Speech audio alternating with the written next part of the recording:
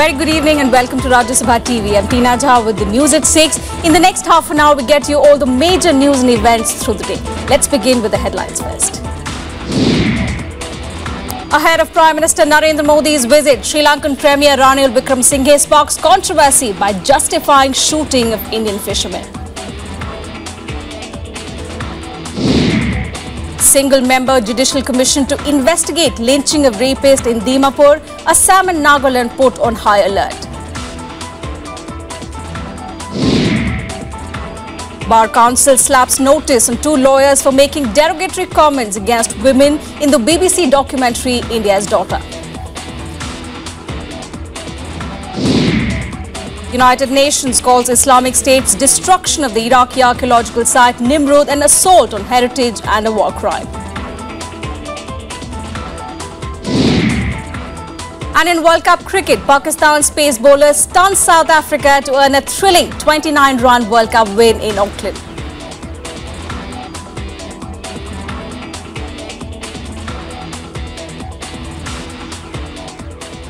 Well, our top story this evening, Nagaland and Assam continued to be on high alert on Saturday, 2 days after a rape suspect was dragged out of the prison and lynched by a mob in Dimapur town. 3 senior officials, including the SP and the Central Jail Chief, were suspended after the incident. 1 person who was among the 5 injured in police firing on the mob also died today. 2 days after a mob lynched an alleged rapist, the situation in Nagaland's Dimapur district is still tense. Prohibitory orders are in force in many places, while the state's commercial hub wears a deserted look.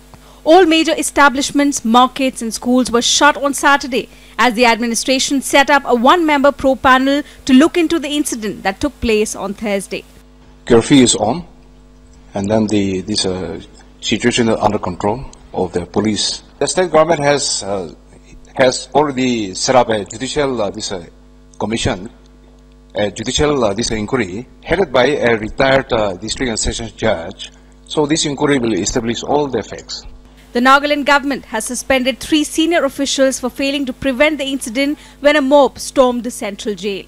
The angry crowd dragged out a rape accused and beat him to death on the streets of Dimapur town. The centre too has sought a report of the incident from the state government. Neighbouring Assam is on high alert and the state administration has been asked to step up vigil near the Nagaland border, while the incident drew mixed reaction from leaders and activists.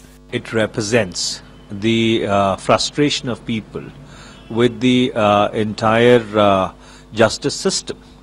At another level, it is extremely dangerous because if people start taking to summary justice or street justice, then the entire democratic edifice would break down.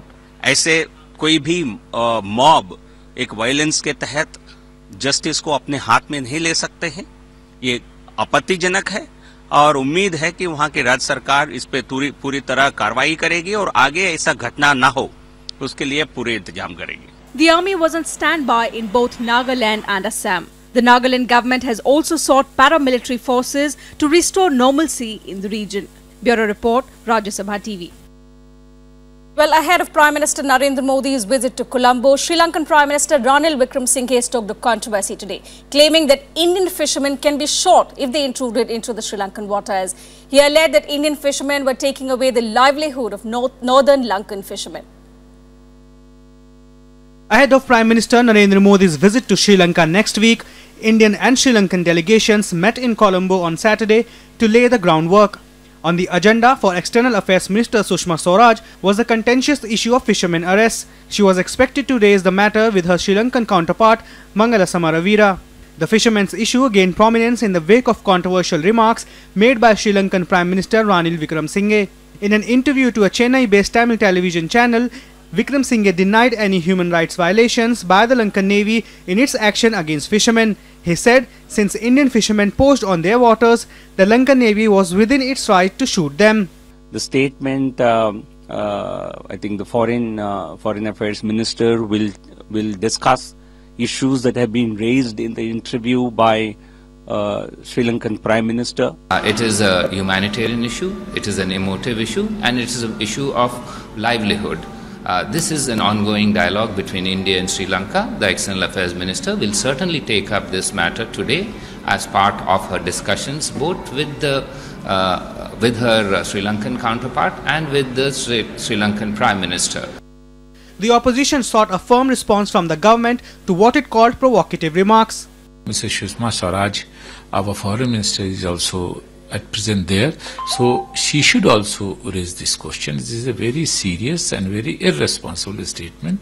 The change of government in Sri Lanka has not brought any change in its policy towards Indian fishermen. What Sri Lankan government, the security forces of Sri Lanka has been doing all along is in complete violation of all accepted international conventions. On Friday, soon after her arrival, Sushma Swaraj met Lankan President Maithripala Sirisena. She paid homage to Indian soldiers at the Indian Peacekeeping Force Memorial in Colombo. The IPKF had taken part in a peacekeeping operation in Sri Lanka between 1987 and 1990. It was constituted as part of the Indo-Sri Lankan Accord signed between the two nations in 1987 to end the Lankan civil war. Prime Minister Modi is expected to offer Lanka a broad range of military and civilian assistance next week in an attempt to neutralize some of the influence that China gained by spending billions of dollars in the region. Modi is expected to tighten defense and security cooperation and push for final approval for a 500 megawatt power plant to be built by NTPC under a 2012 agreement in Trincomalee. Bureau Report, Rajya Sabha TV. And while the Sri Lankan Premier stoked controversy with his remarks on the Indian fishermen, Pakistani maritime authorities arrested at least 45 Indian fishermen today for allegedly violating territorial waters in the Arabian Sea. The fishermen were handed over to the Karachi police, who said the arrested fishermen will be presented before the magistrate. Pakistan had set free 151 Indian fishermen last year when its Prime Minister Nawaz Sharif visited New Delhi to attend the oath-taking ceremony of Prime Minister Narendra Modi. And in other national news, the Bar Council of India issued a show-cause notice to two lawyers who made controversial statements in the banned BBC documentary India's Daughter. The lawyers' apex body took the decision after its executive committee meeting prima facie found evidence of professional misconduct against the two lawyers. AP Singh and ML Sharma, the two lawyers defending the accused in the December 16 gang rape case. The two defense lawyers have been served show-cause notices by the Bar Council of India for making derogatory remarks against women in the BBC documentary India's Daughter. The BCI sent notices on the ground that the statements appeared objectionable and constituted misconduct on the lawyers' part. Their licenses to practice may be cancelled if BCI is not satisfied with their response. Yesterday night we held our meeting and we have decided to issue notice to show cause to all these two lawyers as to why disciplinary proceedings should not be initiated against them. ML Sharma and AP Singh, however, defended themselves, denying any misconduct on their part. well, हमने कोई भी misconduct नहीं किया. हमारा professional misconduct court से related होता है, हमारे क्लाइंट से रिलेटेड है, हमारे लॉ से रिलेटेड है. ना तो हमने कोर्ट को गाली दी है और न ही कोर्ट की अपमानना की है. हमारी सभ्यता संस्कृति, इस बात जो भी हमारा स्टेटमेंट है वो सभ्यता संस्कृति से जुड़ा हुआ है. अगर कोई निजी सवाल है तो उसमें निजी सवाल में निजी उत्तर मिलेगा और निजी उत्तर देने का हमें हक है. हम निजी उत्तर पे देंगे, उसको आपको सुनना पड़ेगा, समझना पड़ेगा. The government has banned the documentary, but the British public broadcaster went ahead with the telecast in the United Kingdom. The Editors Guild has condemned the ban and appealed to the government to revoke the ban. The documentary is also set to premiere in the US on 9th of March. Bureau Report, Rajya Sabha TV. And on the political front, the rift in the Aam Aadmi Party seems to have widened after party leader Mayank Gandhi accused a small group of party decision-makers of targeting him. This after he decried the decision to remove Prashant Bhushan and Yogendra Yadav from the party's Political Affairs Committee. In a fresh blog today, Gandhi said that a concerted effort was being made on the social media to portray him as anti-party and anti-Arvind Kejriwal, adding that it would compel him to quit the party. Meanwhile, the party's Maharashtra unit leader Anjali Damania has sought disciplinary action against Mayank Gandhi. She's claimed that Prashant Bhushan wanted the party to lose the Delhi elections.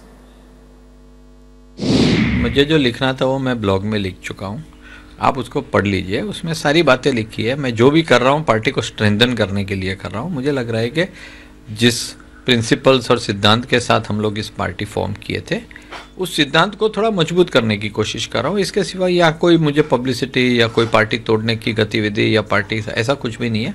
मेरे सामने उन्होंने कहा कि मैं सोचता हूँ कि आम आदमी पार्टी को दिल्ली के चुनाव हारना जरूरी है। मेरे लिए बहुत शॉकिंग था। I've been reading all this. I've been listening to the news from Rajasthan. I've been reading about Mayank Bhai's blogs. I don't want to comment on it. There is a party discipline about what is to be discussed in public and what is not to be discussed.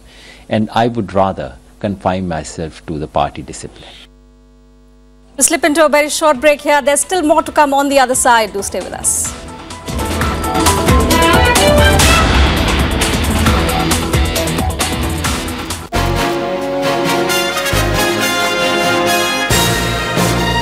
Hello and a very warm welcome to a brand new edition of World Panorama with me, Frank Pereira. Barack Obama has been elected on the basis that I will no longer take America into wars, and in fact quite the opposite, I will pull America out of wars. According to the Indian government, fishermen are not at fault. The US intervention in Iraq set the stage for exacerbation of these conflicts, and then the intervention in Syria.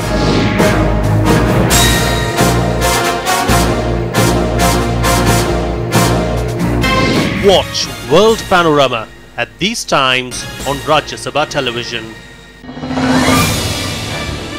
खबरों का संसार। भारतीय समाज के ऊपर television का असर बढ़ गया काफी। मीडिया पावरफुल है। गायब है सरोकार। 10-12 चैनल बड़े-बड़े घरानों ने खरीदे हुए हैं। प्रिंट मीडिया की एक सीमा है। बाजार की मार। टेलीविजन सेलिब्रिटी का निर्माण। मीडिया कितना जिम्मेदार? सब चीज बॉटम लाइन पे आ गई है कि उस पे इतना खर्चा होगा, उससे कुछ मिलता है कि नहीं मिलता। देखिए मीडिया मंथन शनिवार दोपहर 12 बजे, शाम 7:30 बजे और रविवार शाम 4 बजे।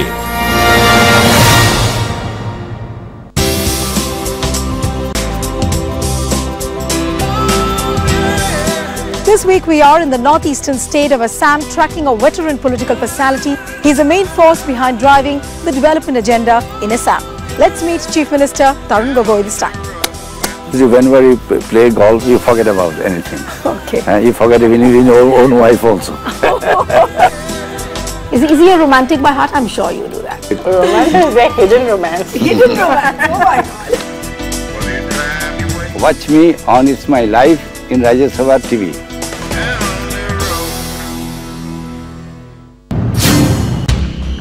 जुल्म सितम की दास्तान, आजादी के दीवानों की पहचान, स्वाधीनता के लिए जिन्होंने दी जान की कुर्बानी।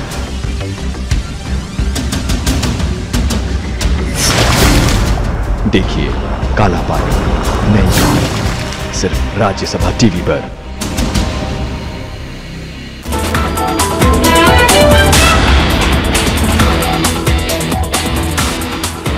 Welcome back. You're watching News at 6. Let's now get you some more national news and updates in Nationwide.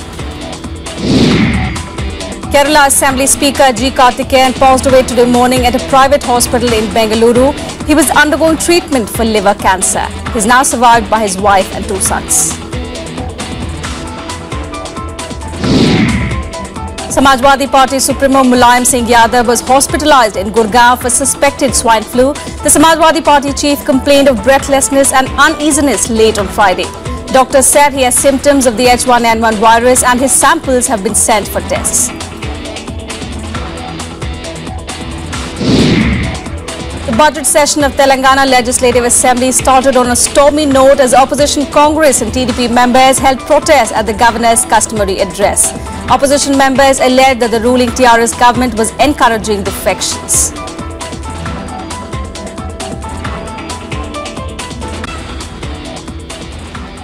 And in some international news now, a United Nations body has called the destruction of the archaeological treasures in Iraq's Nimrud city not just cultural cleansing but also a great security concern that can possibly fund terrorism. Experts have lamented the loss of valuable cultural legacy.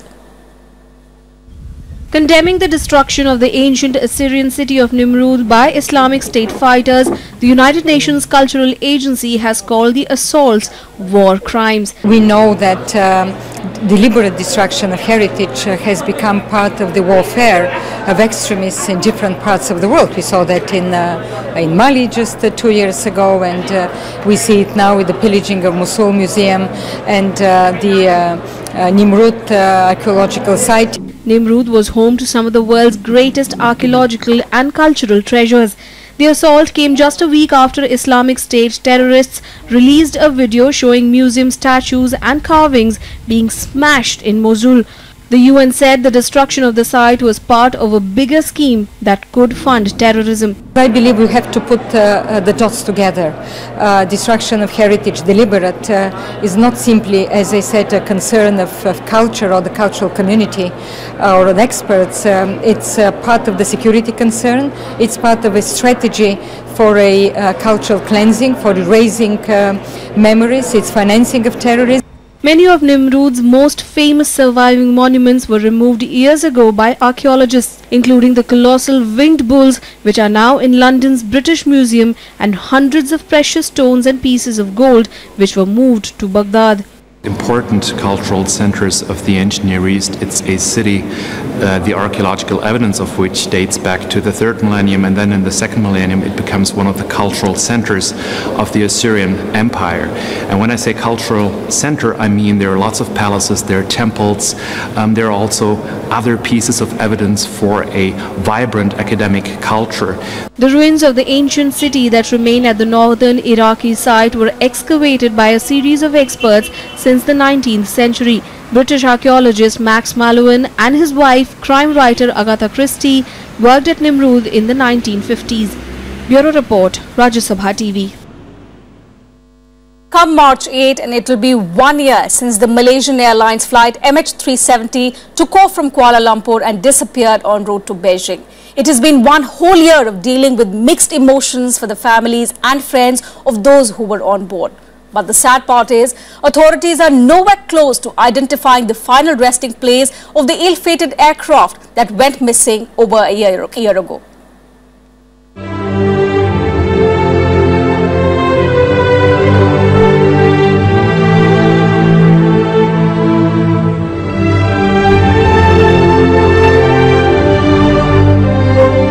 A candlelight vigil, grief-stricken faces, and a prayer of hope. It is 1 day short of a year since Malaysian Airlines flight MH370 disappeared off the face of the earth, quite literally. The Boeing 777 carrying 239 people on board lost contact with air traffic control shortly after taking off from Kuala Lumpur early on March 8, 2014 as it was flying to Beijing. The disappearance happened as the plane flew across the Gulf of Thailand close to a navigational waypoint called Igari. Most of the passengers on the plane were from China.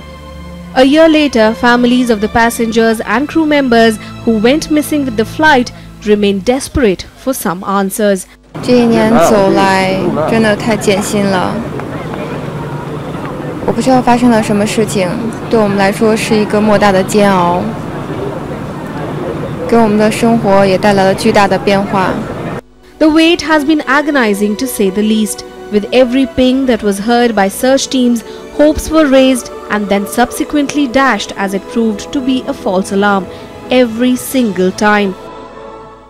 Based on data, investigators plotted 2 vast arcs, one to the north and one to the south, across which MH370 may have flown. Combining all the data, it was concluded that the plane had turned south and flown for hours before crashing into the southern Indian Ocean. But all the data and the analyses have proved to be a dead end. I organized this program tonight in order that Malaysians do not forget MH370. We owe it to the families of the crew and passengers not to forget. And you have seen yourself just now the appeal from the relative of the Chinese passengers. We do not want to forget. More than 24 countries have been involved in the air, sea and underwater search for the missing plane. The current phase is focused on the seafloor about 1,600 kilometers west of the Australian city of Perth. It is expected to end in May.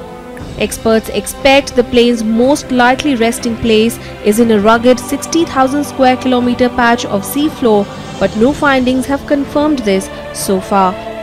Australia has air traffic management responsibilities for 11% of the globe. A lot of that is ocean, and so we have a particular interest in being able to track effectively and reliably the aircraft moving in our region. The Malaysian government is due to release an interim report on the investigation soon. Despite allegations of withholding information, it says its position is unchanged and it is still looking for the missing plane. Bureau Report, Rajya Sabha TV. Well, time now for all the other international news and updates in the Global Buzz. In Egypt, a policeman was killed and several others injured in a bomb blast. The attack came a day after President Abdel Fattah al-Sisi appointed a new interior minister who made a series of appointments to top security posts on Friday. CIA is all set to undertake major reforms, including setting up of an exclusive university for training spies. CIA Director Brennan announced that it should be made easier to acquire new skills, to strengthen leadership abilities and to deepen distinctive trade crafts. He also added that the CIA needs to invest in people by enhancing talent. Iraqi government forces launched an assault to recapture an area northeast of Al-Qarma district. The offensive was launched by forces of the 11th, 6th and 17th Infantry Divisions and Rapid Reaction Force troops. The ministry also released footage of airstrikes carried out by the Iraqi Air Force. 5 people were killed in a machine gun grenade attack in Mali nightclub. Al-Qaeda-linked militants were suspected to be behind the attacks. However, no group has claimed responsibility so far. Sources said 2 people were arrested in connection with the blast. Brazil's Supreme Court agreed to investigate politicians in connection with a multi-billion-dollar kickback scheme at state-controlled oil company Petrobras. The scandal shook the Brazilian political establishment and undermined support for President Dilma Rousseff. 2 other members of Rousseff's cabinet are also under investigation.